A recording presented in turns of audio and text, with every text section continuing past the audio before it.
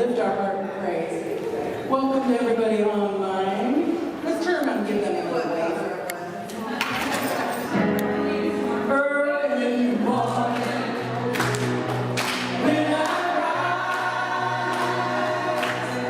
I lift my hands in praise because I'm alive. And late at night, when I lay down, I lift my heart in praise for the love I found. And I sing.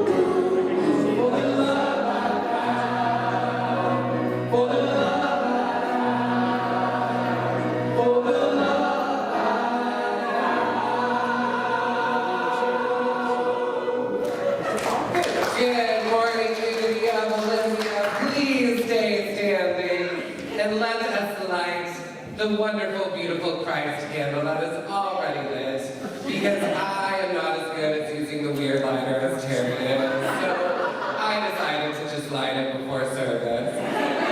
But we affirm that this light is the perfect metaphor for the light that shines in each of us, as we are all divine beings, and we see that light in each other and in all the animals and in all life throughout the universe.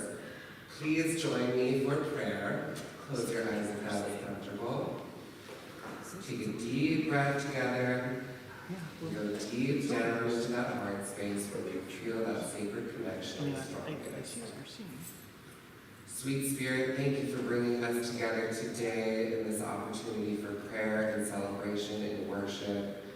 And let us affirm that as the seasons are changing, so are we for the better to become more peaceful, more healing, more divine, and just be the expressions of love that we know we can be. And so it is, amen. All right, I think we got another song. Yes, we do. So this is the day, and I would love the choir members to help out with giving me a couple of nouns. This is the life, and okay, and then we can do love is awesome. So we'll do. So we'll do. This is the J, and then life, love, and then we'll sing. Maybe we don't know. Okay. This is the day. This is the day. This is the day. This is the day. Brand new day, my Lord has made, and I call it good. And I call it good. I call it good. And I call it good.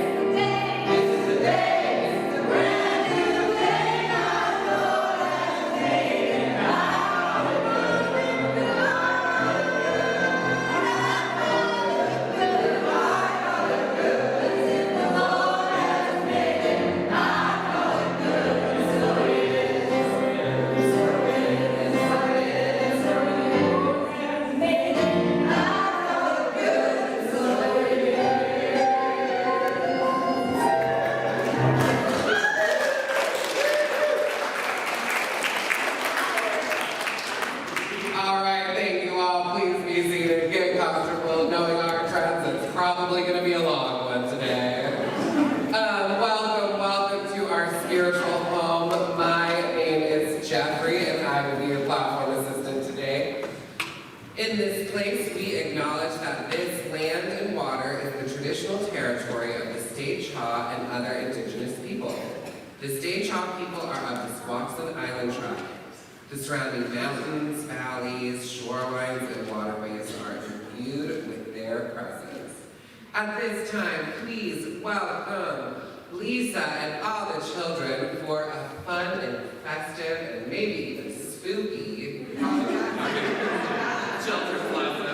Boy, you built me up over here. No. Good morning. Kids, you want to come up this way? No, you want to see where you're at? Okay, up with you. I see you up there. Have you ever had to start over with something? Have you ever Steve's not coming through this. Just fixed it. And try to there is a story Okay. about a group of people who were wandering the desert. Steve is not, or not Steve, Jeff is not coming through this. I just fixed it. Built it so high. I can't. He just fixed it. And they Oh, have okay. service and Thank you. encouragement. Our power for this month is zeal. And we're looking for thoughts on zeal, the words of encouragement. The book we're reading today is called You're Here for a Reason. And I want to believe that we are all here for a reason. Do you believe that with me? Yeah. Yes, we're all here for a reason. We're all connected. Many of you may have heard, so this group of people actually was from the Bible. It was after the story of Noah. And Noah, the ark, and the flood. And we had our own floods this week, or this last week in Asheville, North Carolina. Many of you may have heard that we've had those floods. And I believe we're all connected. I think each and every one of us has some sort of connection with that flood and with people that are there. And we're sending them our prayer for protection over and over again. So today we are going to talk about what we're here for, our reasons we're here, and we are going to share our reasons that are here by touching others. So I'm going to have the kids make some cards and so we can send them to Unity of Blue Ridge, because I saw that they were online this morning. We're going to send them to Unity of Blue Ridge. I would encourage you. I found Beloved Asheville was one of the organizations I found. I have been finding online different organizations that are helping the people in Asheville. I encourage you to go and find one on Facebook, and even if it's $5, give something from your heart, because we are connected. We're here for a reason. I mean, it's working about it. Thank you. All right, friends, our affirmation for today that we are walking out with is I use zeal as encouragement to move into action. Say that with me. I use zeal as encouragement to move into action. Thank you, friends.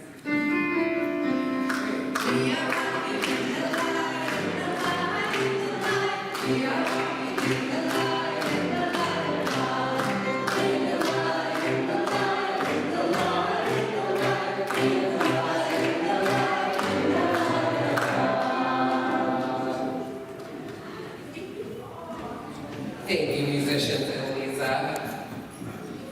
And now we are going to transition into the prayer portion of our service. As we prepare for the daily word, one of our prayer team members is bringing forward the prayer request box. Please join with the prayer team and affirm that every prayer in the prayer box is already answered. And so it is. Thank you, Jeffrey. And now you can submit prayers either in the prayer box in the back or up front. And Jeffrey will be available after service to pray personally. And you can send prayer requests online at our website. And know that every prayer is held in confidential silence and set to silent unity for another 30 days, where they also hold it for another 30 days. So today's daily word is joy. I rejoice in life's simple pleasures. Life's biggest moments, weddings, births, graduations, celebrations of all kinds, are cause for joy. But joy is also found in life's simpler moments, the day-to-day happenings that comprise daily living. Joy is in the sunrise, in my morning prayer, in the familiar faces I love and look forward to seeing, in the satisfaction I get from my work. It is in my favorite things and in the sweet surprises that come from trying something new and different. Joy is in the comfort I find in my favorite spiritual practices and in finding God anew as I deepen in spiritual insight. However it manifests, joy is part of me, a way to feel the peace and power of God in my heart and deep in my soul. From 1 Chronicles 29, verse 22, and they ate and drank before the Lord on that day with great joy. I rejoice in life's simple pleasures. I invite you to affirm that with me. I rejoice in life's simple pleasures. We know this is the truth.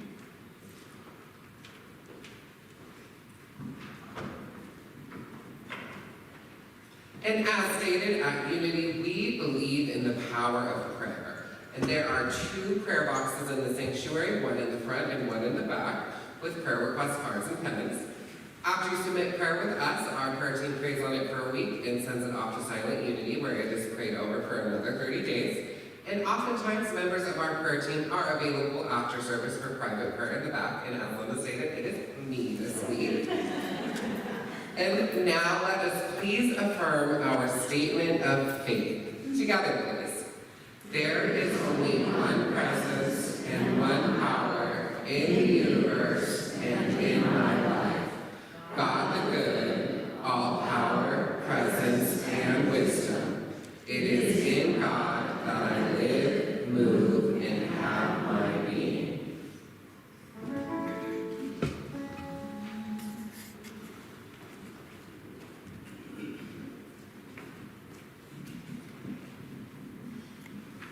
Every time I feel this way, this old familiar sinking, I will lay my troubles down by the water, where the river will never run dry.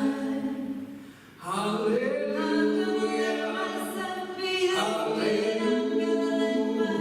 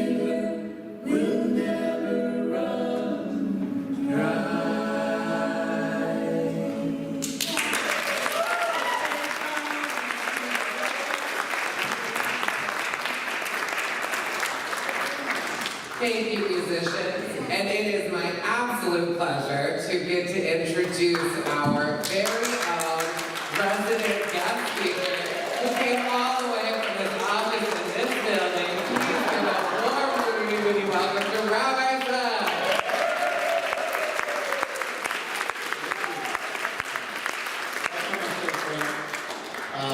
Yeah, my long commute is really great.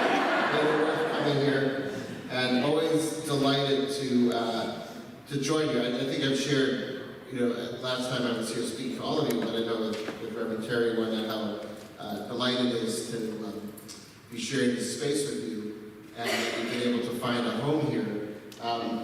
Particularly, this in our season right now, we are in our high holiday season. And that, for those who know about our long relationship with Unity of Olympia, that it was when we were still over a few blocks down in our old building, it was during these holidays, which draw our largest crowds and our largest, most important holidays of the year, that you so graciously hosted us over on the west side, and that for years we would worship at Unity Church over on the west side in your building. So to be able to kind of come full circle and to host you here is just a real blessing, I think, for us, as well as I hope it is for you. So that's good.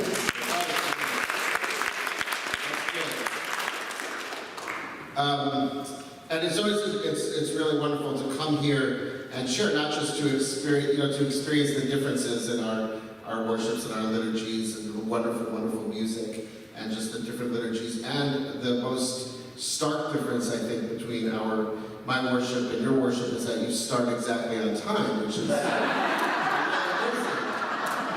it's really good. So I had to learn that.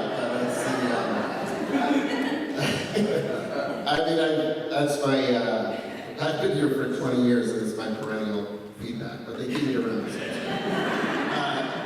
I didn't hear about it. So yes, it's wonderful to be here to share a little bit of lesson with you today. And I think that I wanted to draw from I know the themes of joy have come up, and zeal, and really important. Perhaps you can find a nugget in that, because I was thinking, as I mentioned, we're in the middle of this season, this very potent season in our tradition of the high holidays. And you might have noticed just some little differences in the sanctuary that sort of reflect the season. I mean, we have more chairs out because that reflects the fact that these important holidays draw more folks to come out, and we have a different prayer book that is in the back of the sanctuary. And you just, some of the other subtle differences here, although I know as you reframe our bima, is that the coverings have changed. We put these white coverings up during the high holidays because this is the time of renewal and change. As was mentioned earlier, beautifully tying in, as the seasons are changing and we reflect on our own possibilities for change, that is what we are reflecting on in our Jewish tradition during these high holidays this past week. And we're right in the middle, which is a very potent time. So last week we celebrated Wednesday night, Thursday and Friday, we celebrated Rosh Hashanah, which is our new year, entering into a new year on the Jewish calendar, 5785. And it is a celebratory time, but it is also that time of reflection, of being able to look back as to where we've been over the course of the past year, and where we need to course correct, where we need to change where we've been going, and look at where we've maybe taken a step here and there, or made mistakes, or need to repair, and to enter into doing that work. And now we're in this period of time that will lead up to Yom Kippur, which starts Friday night into Saturday, which is our Day of Atonement. Our Day of Atonement, where we focus that spiritual energy on that work of repair. The repair that we need to do in our own lives, within our own behaviors, the repair we need to do within our relationships, the repair that we might need to do with God. And it's a very potent time. So this period of time, which is a 10-day period, is very heightened. So we're all thinking about that. We're all thinking about that and reflecting on the many facets of what it means to be human, to mess up, and to be able to change and to desire change. And I wanted to share a short lesson from some of the scripture that we read over this time. In the Jewish tradition, in our approach to scripture in our Torah, is that we read a section of the Torah in order, the first 5 books of Moses, the first 5 books of the Bible, in order over the course of the entire year on the Sabbath. Except when there's a holiday. So the holidays will have special readings drawn from the Torah by our ancient sages and applied to those days. Oftentimes they are the Torah announcements of the holidays, for example, where they touch on a particular theme. And so thinking about in these potent times and how important they are, to be able to think about what is the scripture that is being assigned to these days is powerful. So on Rosh Hashanah, and we're going to think about Rosh Hashanah, the days that we've just passed, we turn to Genesis 21 and 22. We heard Genesis already referred to Noah and then the flood. And so those are stories concerning Abraham, our ancestors Abraham and Sarah. And big, important stories. And I actually want to focus on a smaller, seemingly less important story that we're drawn to. Because we read the story of the binding of Isaac, right, where Abraham is called to sacrifice his son Isaac, and then at the last minute is called back. We read the story of Hagar and Ishmael, and the banishment of Hagar and Ishmael, and the receiving of their prayers. But sort of tucked in the middle of those two stories, right, the Sarah and Hagar story falls in Genesis 21, the binding of Isaac story is in Genesis 22. And kind of tucked in the middle, we have this little anecdote between Abraham and this person, Abimelech, who was a ruler, a king in that area, if we're thinking about the land of Canaan. And this is from Genesis 21, verse 22. And it says, at that time, so this is right after the story of Sarah and Hagar and the banishment and the uplift of Ishmael. Where it says, at the time, Abimelech and Phicol, the chief of his troops, said to Abraham, God is with you in everything that you do. Therefore, swear to me here by God that you will not deal falsely with me or with my kith and kin, but will deal with me and with the land in which you have sojourned as loyally as I have dealt with you.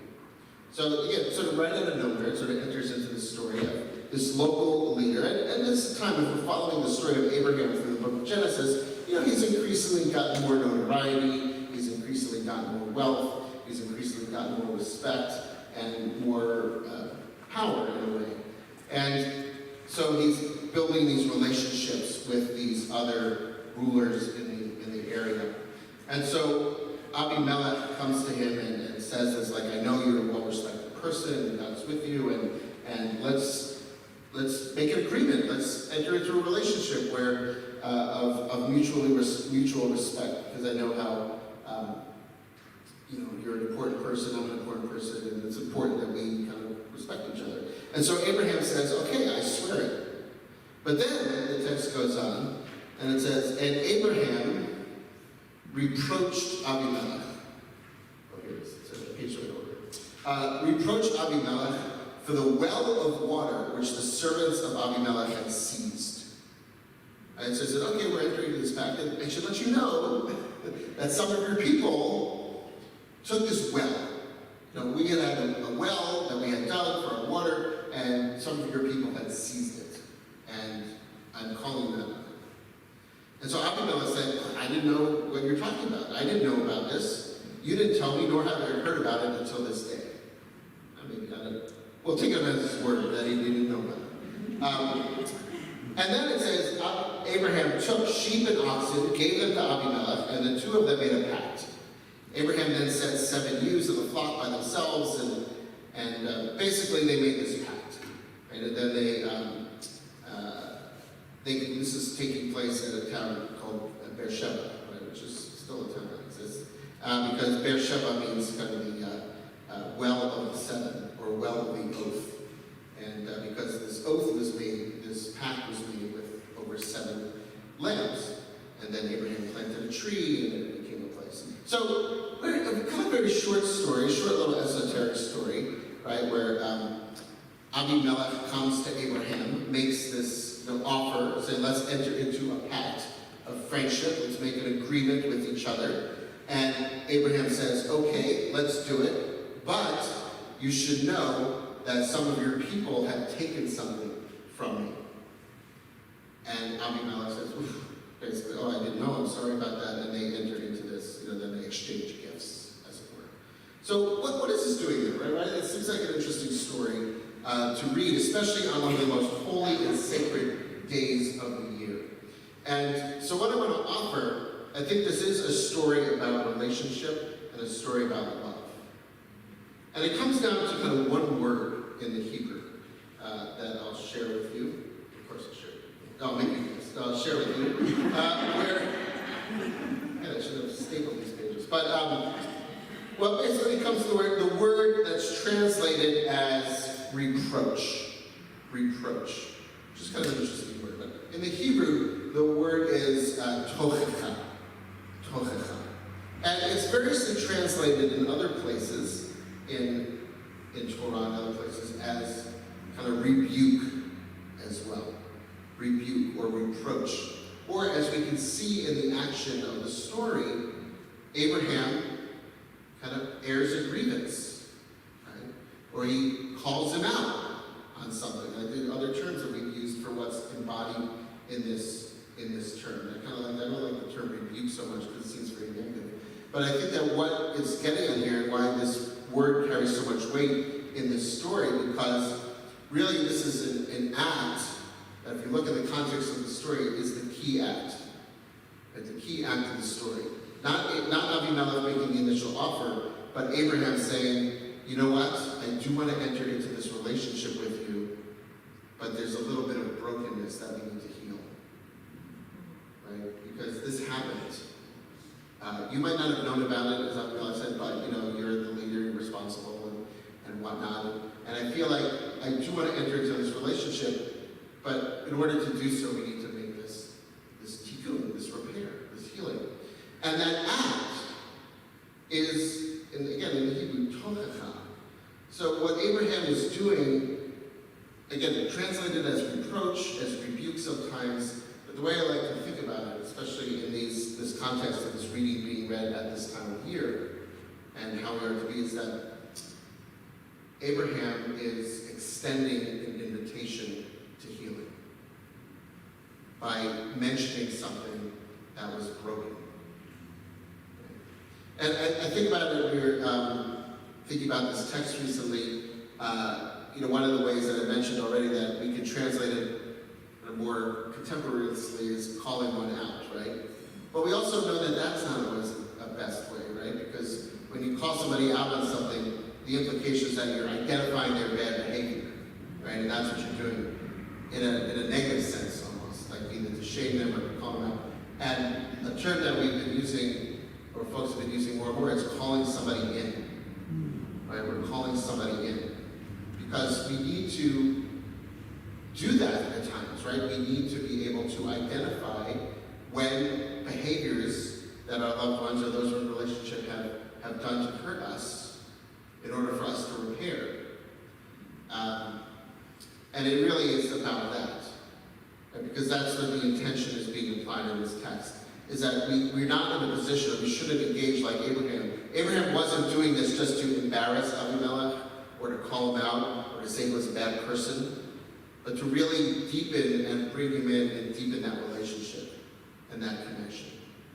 And that, I think, is a lesson to us why we read that on these days of Rosh Hashanah and Yom Kippur, during the high holidays, when we're looking to seek repair. Of course, there are going to be things that we do for ourselves that we need to repair, that are just kind of within us, right? Just things that we do that we set intentions for that we need to do. Then there are going to be things between us and God that that's kind of our own work as well, between us and the Divine Spirit. But so much of our repair work that needs to do has to happen between each other, and recognizing how difficult and challenging that is.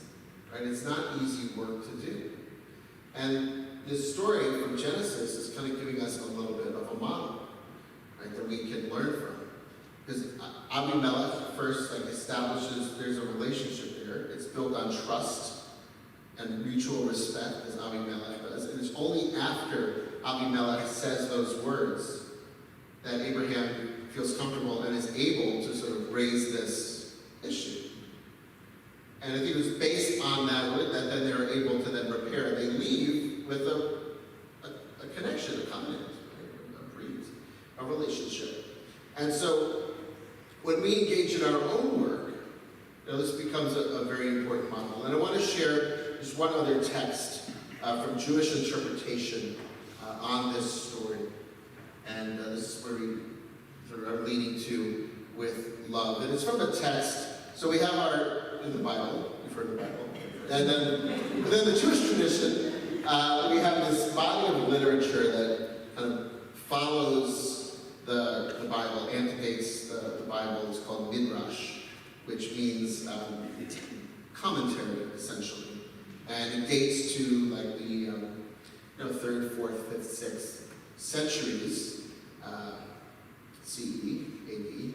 And a lot of them are kind of examining stories and drawing lessons out of them. So one Midrash looks at this story of Avimelech and says, and here that it's rebuke or reprimand or whatever.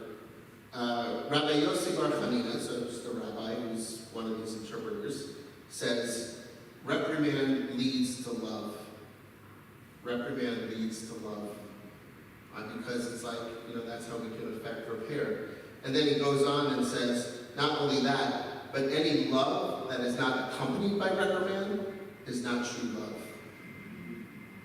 Right? So it's that, so that the love, the building a relationship, if you are able to sort of air those wounds and heal them, that deepens the love. But that also has to be foundational, right? That's where you're coming from. That's where you're coming from. And those we love, we want. We should be able to receive. Think about it for yourself. This is the relationships we have are built on trust and love, and that's how we grow as individuals. If people we love are able to kind of guide us in ways where we need to grow and to heal, and we're able to do that with others. And we can't do that with everybody, right? There has to be that foundation. And then it goes on to say, leading with this love, that Reish Lakish, who's the name of another rabbi, remember these names, says, reprimand, or tochacha, leads to peace. Leads to peace. And not only that, but any peace that is not accompanied by reprimand is not true peace. So as we think about how we are, and these are values that we so deeply cherish, and that we seek to embody in our lives, love and peace. And think about that, one of probably the most difficult things that we have to engage in as human beings, and that is other human beings. Right? Being in relationship with other people is so difficult at times, because we know that that there are many times where other people will hurt us. And that there are plenty of times that we hurt other people, and either intentionally or unintentionally. But it happens because we're all human, and we all make mistakes. And that's the point of these days. And so this is, again, even reading this text itself is calling us in to the work of calling one in.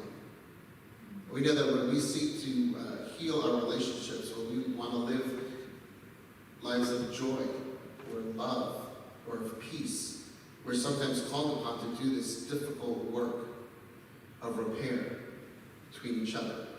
But if we're able to approach it from that understanding of love, that this is a way towards love, and that it is built on love, and peace, that this is a way towards peace, and it is built on this idea of peace, then it can be a way forward. Right? It's still not going to be easy. Right? Think about it for yourselves. It's hard to hear critique sometimes, even from those people who we are deeply connected to. And it's sometimes hard for us to offer critique for those who we are deeply connected with. And yet, this is so important. It's so, because it really is the only way that we're able to grow and to heal in our And we think about it too, taking a step back, we move beyond just our individual selves to our communities, right? Our societies, our world. That we are oftentimes called upon to do tovah, to offer critique, rebuke to our communities, to our leaders, to our governments. And that is the way, and we know that that is the only way that we can heal and become better and deeper, more loving and peaceful societies. It's not easy work, but it's the work that we're called upon to do. And it is through that, done in a loving way, a peaceful way, a way that is built on trust, that we, like Abraham and Abimelech, are able to kind of move forward, to grow as individuals and deepen their relationships. So I invite you in. I know this is as you embody this space, right, during this time, offer that from our tradition to yours, recognizing that difficulty, but also that it can be, I think, as you just sung about, it could be really joyful work. It could be really joyful work, because it is the work that leads us to becoming better and more fulfilled humans leading wonderful and meaningful lives. Thank you for inviting me.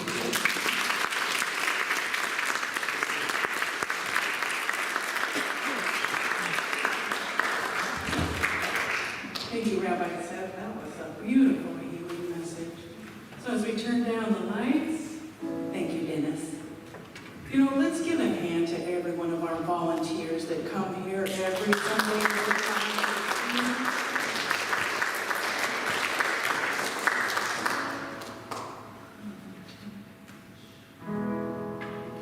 So we would invite you to place a hand on your heart and just sing with us.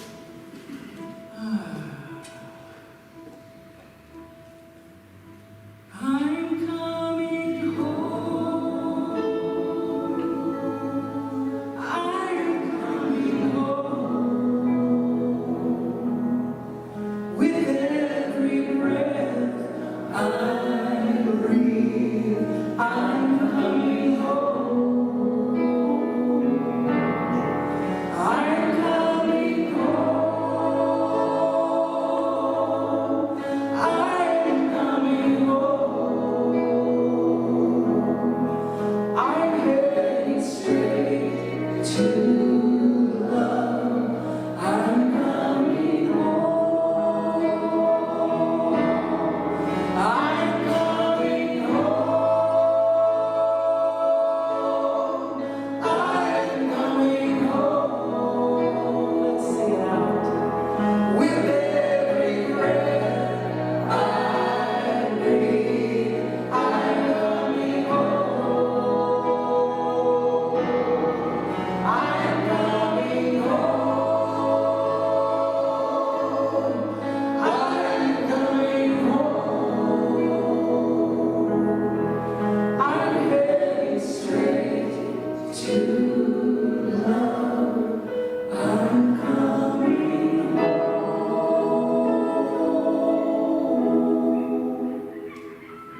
I invite you into this time of meditation, making yourself as comfortable as you can in the chair you're in, feet grounded, heart open. Close your eyes if that's comfortable. And just breathe in deep, slow, ease and flow. And just let yourself be here at this present moment. And I invite you to visualize a basket sitting on your lap. And in that basket are all of your worries and concerns and shames and fears, as well as all your loves and joys. And just hold them there. And send them that love from your heart, bringing compassion into all those things that are before you, that you are experiencing in this life. And give them all the love that you can. Continue to breathe deeply and slowly. And now bring your attention into that space of your heart that is the magnetizing, harmonizing, unifying power of your being. And breathe in and out of that heart space. And as you sit there in that space, in that conscious awareness of the love you are, bring to mind something that you are truly grateful for.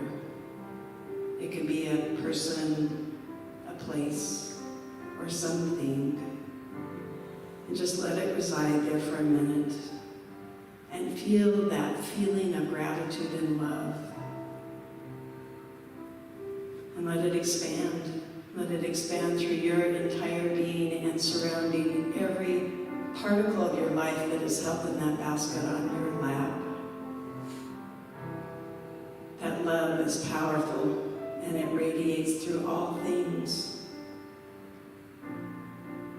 And now send it forward out into our community, into this beautiful temple that we're in, into our community of Olympia and beyond. Clear out into the universe, knowing that we are all connected. Breathe deep and slow. And now allow Spirit to be in all of it. In your heart, in your mind, in your joys, in your sorrows. Be still. Be still and know that I am God. Be still. And in the silence, we'll continue to breathe deeply and slowly, calling forth Spirit.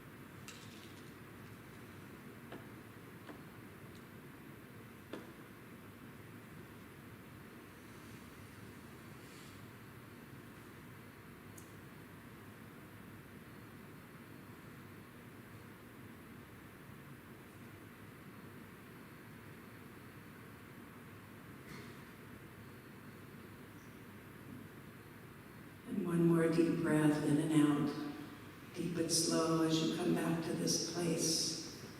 Be filled with gratitude. Gratitude for all that we've loved, all that we've learned, all that we've shared, all that we've given.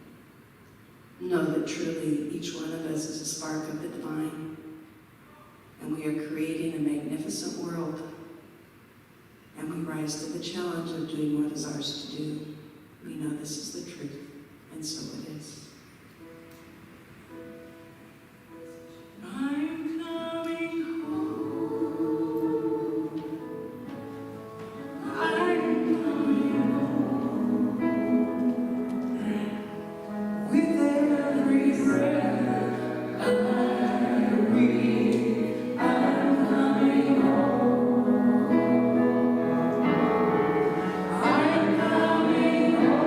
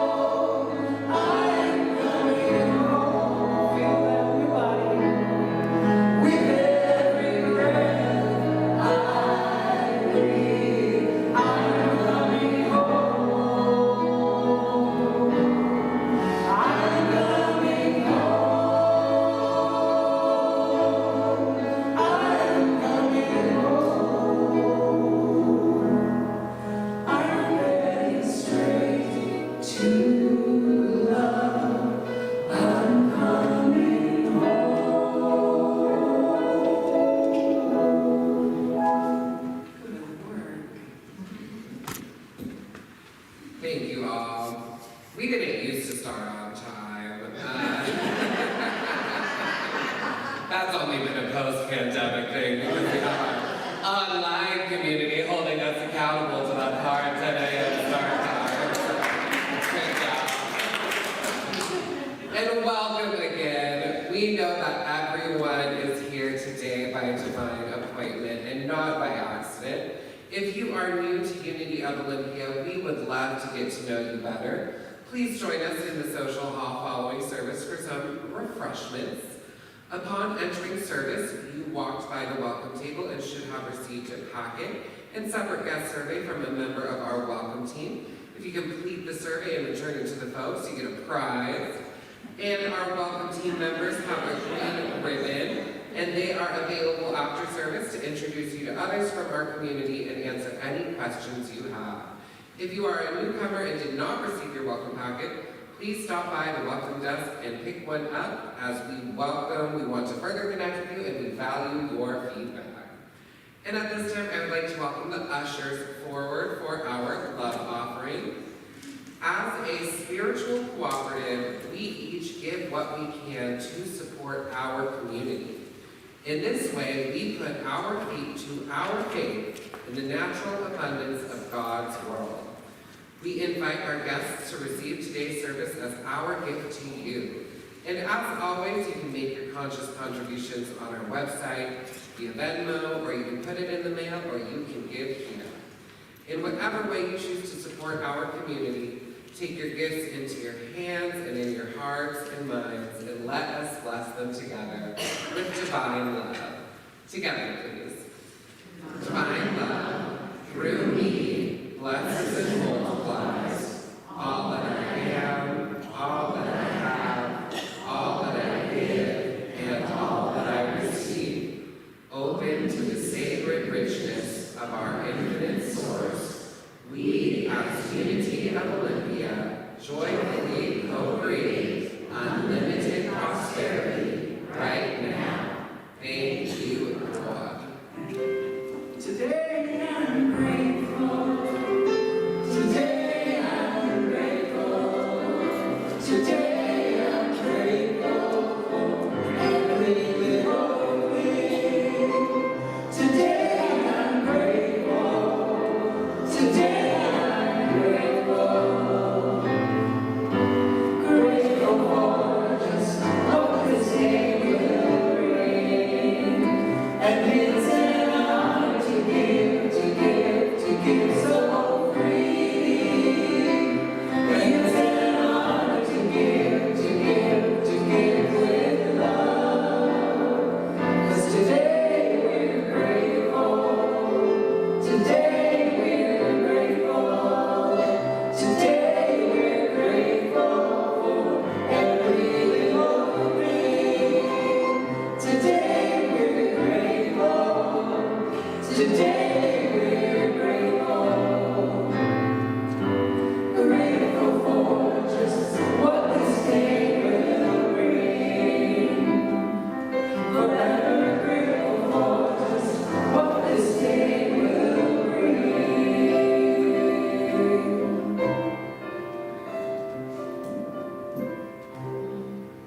Thank you, ushers, and thank you, community, for bringing us together as a spiritual cooperative of unlimited prosperity and abundance. And let us bless the gifts. And together we visualize these gifts going back out to the universe and doing the work that is needed to be done.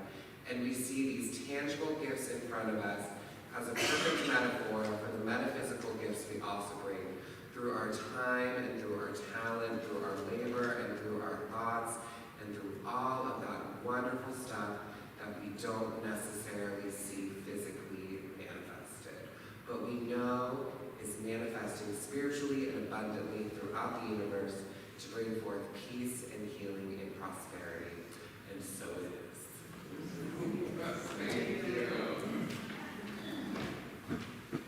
So I think we have a couple of announcements. Remember to submit your prayer requests, and I, again, will be available after service. We got a list of a bunch of upcoming events. We have our path and meditation resuming this week in the evening. hear through the grapevine that coming in November, it's actually going to be moved from Thursday evenings to Sunday mornings at 8:45 before service. So if you have avoided going to the meditation because you don't like driving at night, it is going to be moving to the morning for the winter season. So keep an eye on your email for the exact date of that transition.